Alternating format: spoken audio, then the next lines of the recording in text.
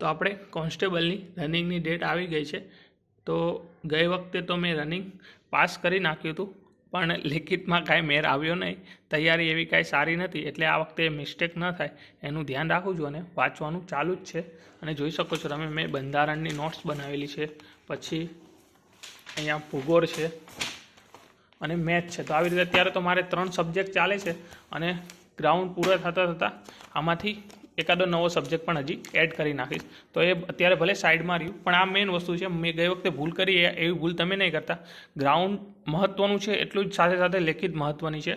કેમ કે આમાં કેટલા સબ્જેક્ટ આવે છે, પછી ગ્રાઉન્ડ પાસ કરીને આવે ને પછી કાંઈ પૂછશે ને, અત્યારથી વાંચવાનું ચાલુ રાખી રખાય. ગઈ વખતે મારે એવું થયું, મેં કીધું ગ્રાઉન્ડ પાસ થાવ ને તો વાંચીશ.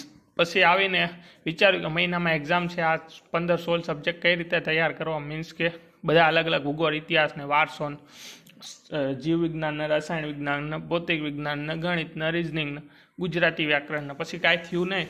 અને મારે ખાલી 70 જ માર્ક આવ્યા હતા એક્ઝામમાં. એટલા માટે તો આ વખતે ભૂલ ન થાય એટલા માટે હું રીડિંગ ચાલુ જ રાખું છું. પણ આપણે હવે અત્યારે મેઇન ગ્રાઉન્ડની વાત કરીએ તો શું છે ગ્રાઉન્ડમાં. તો ગઈ વખતેનું હું તમને કહું તો ગઈ વખતે ગ્રાઉન્ડ મારે હતું 12 જાન્યુઆરી 2025. અત્યારે અહીંયા 3 થઈ ગયું ને અહીંયા 2 થઈ ગયું અને 2026 થઈ ગયું, એટલે કે 3 ફેબ્રુઆરીએ છે. તો ગઈ વખતે હું ગ્રાઉન્ડનું મારો એક્સપિરિયન્સ કહું તો આમ બધાએ તમે જોકે ગયેલા જ હશો લગભગ તો, પણ તોય નોર્મલ હતું કે મારા 8 વાગ્યાનો ટાઈમ હતો ને, તો હું ઓલમોસ્ટ 7:45 તો મારું રનિંગ પતી ગયું હતું. બાકી આમ 8 વાગ્યાનો ટાઈમ લખ્યો. અને તે વખતે એવું હતું કે જે વહેલા આવે એ 200 દોડાવતા, જે વહેલા આવે 200 દોડાવતા, એવી રીતનું હતું. આ વખતે જોઈએ છે હવે કઈ રીતનું હોય છે. આ વખતે મારે 7 વાગ્યાનો ટાઈમ છે અને હું છે ને રનિંગ મેં ચાલુ કર્યું. હજી મારે ઓલમોસ્ટ કેટલો ટાઈમ થયો એ તો મને ખબર નહીં, પણ ફોર્મ ભરાવાના ચાલુ છે ને એની અરાઉન્ડ 1 વીક પહેલાં મેં ગ્રાઉન્ડ ચાલુ કરી દીધું અને પછી ફોર્મ ભરાવાના ચાલુ થયા. અને ગઈ વખતે 12 જાન્યુઆરીથી મેં ગ્રાઉન્ડ છોડ્યું હતું, તે અત્યારે જાન્યુઆરી આવી ગયા. પણ એ પહેલાં એટલે 10-11 મહિના જેવું મેં ગ્રાઉન્ડ બંધ હતું. તો પણ મેં ચાલુ કર્યું નહીં તો આમ એટલો બધો મને ફરક ન લાગ્યો, કેમકે મારો બોડી વેઇટ એટલો બધો છે ને, 52-53 કિલો જ મારો વજન છે. અને નોર્મલી હું શુગરવાળું ને એવું ઓછું ખાઉં છું, ખાંડનું ને એવું. એટલા માટે મારી બોડી છે ને તરત ઓલું 2-3 દિવસ મેં 8 રાઉન્ડ માર્યા, પછી મારે 12માં આવી ગયું. 12માં મારે કેવું થતું, સ્ટાર્ટિંગ મેં કરીને તો હું 12 રાઉન્ડ તો મારી દેતો દિવસના, પણ મારે 27, 26, 26.5 મિનિટ આવતી અને હું દરરોજ 12 રાઉન્ડ મારતો ને તો હું થાકી જતો. તો મેં વિચાર્યું કે હું આજ એક દી મેં ટ્રાય કરી, મેં એક દી 27માં પૂરું કર્યું. પછી બીજા દિવસે છે ને મેં રનિંગ ન કર્યું અને ત્રીજા દિવસે પછી મેં રનિંગ કર્યું. તો મારે છે ને અરાઉન્ડ 1.5-2 મિનિટનો ફેર આવ્યો અને 25 અંદર આવી ગયું, એટલે 25.25 જેવું થયું. એટલે પછી હું ખુશ થઈ ગયો. પછી મેં બીજી વાર એવી રીતે કર્યું. પછી મારે 24, 24.5, ને અમુક વાર તો 23.25 વહી ગયું. એટલે પછી મેં કીધું હવે આપણે ઠીક છે, એક તો શરીરને ઓછો થાક લાગે એટલે ઘરે આવીને વાંચવાનું મન થાય. અને ગ્રાઉન્ડમાં તો હું જાઉં સીધો દોડીને 12 રાઉન્ડ પૂરા કરીને બહાર નીકળી જાઉં. પછી બીજા દી પાછો બાઇક લઈને જાઉં ગ્રાઉન્ડે, એકાદો રાઉન્ડ હાલું કાં 2 રાઉન્ડ હાલું કાં, અમુક વાર મજા આવે તો 3-4 રાઉન્ડ હાલી નાખું. કેમકે સવારે હું વહેલા ઉઠું ને વાંચવા, પછી કંટાળો આવે, પછી બાને ગ્રાઉન્ડે જતા અને માઇન્ડ થોડુંક ફ્રેશ થઈ જાય. આપણે મોબાઈલમાં મચેડીને હું તો વયો જાઉં છું ગ્રાઉન્ડે અને 1-2 રાઉન્ડ ચાલીને પછી પાછો આવતો રહું. પણ મારે છે ને મારું આવી રીતનું છે રૂટીન. હું કોઈ એક્સરસાઇઝ નથી કરતો, પણ મારી બોડી એ રીતની છે, એ રીતનું એનું હેબિટ પડી ગયેલું છે. કેમ કે હું મોસ્ટ ઓફલી બહારનું કાંઈ ખાતો નથી અને શું કહેવાય ને, શુગરે નથી ખાતો. પછી દૂધનું કાંઈ નથી પીતો, દૂધવાળું આઈસ્ક્રીમ કે દૂધની કાંઈ વસ્તુ નહીં. મતલબ કે તમે વિગન શબ્દ સાંભળેલો હશે, એવું મારે અરાઉન્ડ 2.5-3 વર્ષથી એ રીતનું છે. એટલા માટે છે ને મારી બોડી એ રીતની છે. બાકી તમે ટ્રાય કરી શકો. તમારે જો 26-27 મિનિટ આવતી હોય ને તો આપણે એવું નથી કહેતા કાયમ, હવે ડેટ આવી ગઈ તો તમારે આ 26માં પૂરું થયું તો મે બી કાલે એક દી તમે રેસ્ટ કરી અને પરમદી ટ્રાય કરી શકો છો, તમને એવું લાગે અને તમારે બી ટાઈમ ઘટી જતો હોય તો. બાકી અમુકને વધી પણ જાય એવું બની શકે. કેમ કે હું તો મારો એકનો એક્સપિરિયન્સ શેર કરું. મારે એવું થયું, મેં એક દિવસ જોયું તો 1-1.5 મિનિટનો ફેર પડી ગયો. કેમ કે અમુક પણ મારે 27-27.5 થઈ હતી એટલા માટે. અને રાઉન્ડમાં પાછું કે હું 11 રાઉન્ડ ને 11.25 રાઉન્ડ છે ને એક સરખું તો ન દોડતો, આમ દોડતો પછી છેલ્લે અરાઉન્ડ 150-200 મીટર રહે ને, કાં 100-150 મીટર એટલે હું સ્પ્રિન્ટ મારી દઉં. એના લીધે મારી છે ને પાછળ અરાઉન્ડ 30-40 સેકન્ડ ઘટી જાય છે અને એના લીધે મારે 24ની અંદર આવી જાય છે. તો ચિંતા નથી, કેમ કે ગ્રાઉન્ડના માર્કે નથી, પણ મેઇન વસ્તુ લેખિતની છે. તો આવી રીતનું ગ્રાઉન્ડ છે. અને ગઈ વખતે હું ગ્રાઉન્ડનું થોડું કહું ને, તો ગઈ વખતે અંદર એન્ટર થયા પછી નોર્મલી ઊભા હતા અને પછી અંદર લઈ ગયા બેવડાવે, પછી બેગ લાસ્ટ અમારે ગઈ વખતે અંદર બેગ મુકાયા હતા અહીંયા આપણે ક્યાં સાંગાણી રોડ ગોંડલમાં જ હતું ગ્રાઉન્ડ અહીંયા, અને ત્યારે બેગ અંદર મુકાવ્યા હતા એટલે એની ચિંતા નથી.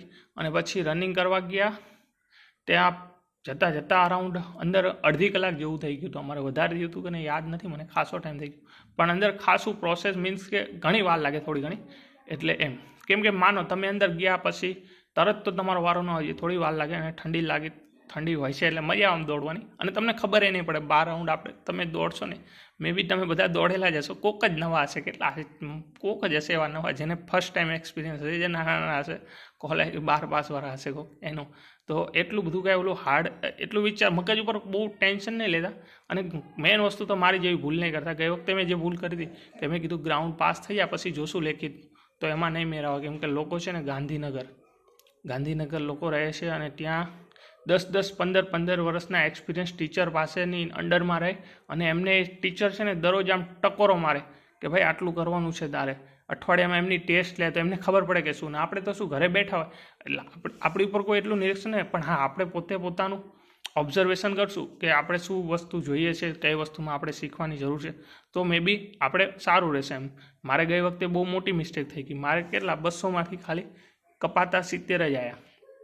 પાછળ તો મને કાંઈ આવડતું જ નહોતું, આ તો મારે બીકોમ કરેલો હતો એટલે ગણિત રિઝનિંગ આવડતું હતું, તે આગળ વળી 80માંથી 40 આવ્યા, અને પાછળ મને કાંઈ નહોતું આવડતું બંધારણ સિવાય, તે મને કેટલા 44 કેટલા કાંક મને પ્રશ્ન આવડતા હતા થોડા ઘણા 44-45 જેવા, અને મેં છે ને 44 સિવાય બાકીના કેટલા થાય બધા ટીક કરી નાખ્યા, એટલે 120 ટીક કરી નાખ્યા. તો મારા ટોટલ 44 મને આવડતા હતા, અને બાકી 44 કાઢી નાખીએ આપણે, એટલે કે 80 78 પ્રશ્ન મેં જે ઇમનામ ટીક કર્યા ને એ 78માંથી મારા 8 સાચા પડ્યા, 8 નહીં 6 જ સાચા પડ્યા, અને 72 ખોટા પડ્યા. એમ કરીને મારું માઇનસ થઈ ગયું, અને બધું મારું પછી એવરેજ આવી ગયું, મારું 70 આવીને અટકી ગયું, મારે 70 જ માર્ક આવ્યા. તો મને બહુ અફસોસ છે, મેં કીધું સારું ગ્રાઉન્ડ પાસ કર્યા પહેલાં જો મહેનત કરી હોય ને તો કદાચ ફેર પડી શકે. અને પીએસઆઈનું પેપર તો હાવ ઇઝી હતું, એમાં મારે 80-85 માર્ક આવી ગયા હતા, કેમ કે પેપર જ હાવ ઇઝી હતું. બાકી કોન્સ્ટેબલમાં થોડું ટફ હતું ને તો મારે એમાં 60માંથી અરાઉન્ડ સારા માર્ક હતા આગળ, એમ બધા આગળ મારા 40 જેવા થઈ જતા, અને પાછળ પછી 30 જેવા, એમ કરીને 70 માર્ક થયા. એટલે બહુ ધ્યાન રાખવાનું, બહુ અમારે વાંચવું નહીં મહત્ત્વનું છે. લોકો ગાંધીનગર કેટલી મહેનત કરતા હોય છે, તો આપણે એવું નથી કહેતા આપણે ઘરે બેઠા નહીં કરી શકીએ. અત્યારે તો ઓનલાઈન બેન્ચ એટલી આવે છે, જો હું હવે છે ને આમ ગ્રાઉન્ડનું તો મે બી કાંઈ છે ને એવું, પણ તો પણ તમે રનિંગ કરતા હો તો બહુ આમ મગજમાં ફ્રેશ આમ રાખવાનું કે થઈ જશે પછી જોઉંશું અહીંયા જેમ શું થાય છે. બાકી અત્યારે તો હિંમત રાખવાની. ગઈ વખતે આવી રીતે પીઈટી પેસ્ટ અને પીએસટી એવી રીતે બે કાંક સિમ્બોલ માર્યા હતા, બસ એટલું જ હતું. મેં પહેલાં છે ને આ હોલ ટિકિટ મને મળી તો હું આ લઈને આવવાનો હતો, પછી મેં કીધું કદાચ કોમેન્ટ કોઈનો આવે તો કહેશે આ તો ખાલી પ્રિન્ટ આઉટ છે ગયા વર્ષની, આમાં ક્યાં પાસનું છે. પછી પાછી મેં આને કેટલી ગોતી, કેમ કે આ ફોલ્ડ કરીને આવી રીતે પડી હતી, અને આ ડાયરેક્ટ પડી હતી, તો આ તો ખબર પડી જાય જોવી એટલે, તો એવું હતું. તો એટલા માટે પછી મેં આને કેટલીક ગોતી, પાછી બીજી વાર વિડીયો બને. પહેલાં હું આનું જ બનાવવાનો હતો, તો મેં કીધું ના કોઈને કદાચ યુટ્યુબમાં તો બધું નેટ ન હોતો, કોઈને વિશ્વાસ આવે ન હોય, એટલે પછી આ સિક્કાવાળી હું લાવ્યો. તો બસ એટલું જ હતું કહેવાનું કે મે બી ગ્રાઉન્ડ થઈ જતું હોય સારી વસ્તુ છે, ન થતું હોય તો પણ એવું વિચારવાનું થઈ જશે, અને થઈ જશે. બીજું શું હોય, આપણે વિશ્વાસ રાખી શકીએ અને મહેનત કરી શકીએ, દોડી શકીએ, તો એવું છે. અને જો નોટ્સ બનાવજો, વાંચજો હારે જેટલું બને એટલું, કેમ કે પછી પાછળથી ટાઈમ બહુ ઓછો હશે, ટાઈમ જતાં વાર નહીં લાગે. જો અત્યારથી ગણો તમે તો મારે 3 તારીખ સુધી કાંઈ હું કરું જ નહીં, અને ગ્રાઉન્ડમાં જઈને દરરોજ દોડું ને ત્યાં પછી સવારે 7 વાગે જાઓ, 5 વાગે જાઓ ને 8 વાગે આવું, એ વસ્તુ નહીં. કદાચ તમે ગ્રાઉન્ડમાં 4-5 કલાક પણ કાઢી નાખતા હોય ને, તમારે રનિંગ ન થતો હોય, તમે રસ્તો 2 કલાકનો હોય, 3 કલાક તમે ગ્રાઉન્ડમાં કાઢી શકો, તોય પણ તમે પછી બીજો ટાઈમ વાંચવામાં દેજો. મારી જેવી મિસ્ટેક નહીં કરતા. મારે અત્યારે એવું જ થાય છે, વાંચતા મોબાઈલ ગમે ત્યારે ચાલુ થઈ જાય છે, પણ તોય બનતી ટ્રાય કરું છું. જો મેં આ બધું ડિસેમ્બરમાં કરેલું છે બંધારણ. તમે છે ને મારી ટેલિગ્રામની ચેનલ છે ને એની લિંકમાં જઈને જોજો, તમને આનું બધું છે ને પીડીએફ મેં મૂકેલી છે. મે બી તમે છે ને કોઈ ફ્રેશર હોય, કદાચ બધા લગભગ તો મારી કરતાં એક્સપિરિયન્સવાળા જ હશે, પણ કોઈ ફ્રેશર હોય ને એને જોવું હોય કે કઈ રીતનું છે, તમે આમ બેન્ચમાં છે ને બધું નોર્મલી સાદી ભાષામાં સમજાયેલું હોય, તો આપણે ગોખવાની જરૂર ઓછી પડે એમ. એટલા માટે જો આ બંધારણમાં મેં કેવું કરું, એક ભાગ અલગ કરી નાખે છે, અને આવી રીતનું છે. તો આ ગ્રાઉન્ડનું કીધું એમ કે આવી ગઈ ડેટ, તો હવે જોઈએ છે શું થાય છે. કંકોત્રી તો આવી ગઈ છે, ગોંડલ જવાનું છે 3 તારીખે છે, એટલે 2 તારીખે તો પહોંચી જવું પડશે. તો આગળ પણ હું હજી વિડીયો બનાવવાનું કોશિશ કરીશ, કારણ મને લાગશે કે તમને ઉપયોગી થઈ શકે. તો હું શેર કરીશ.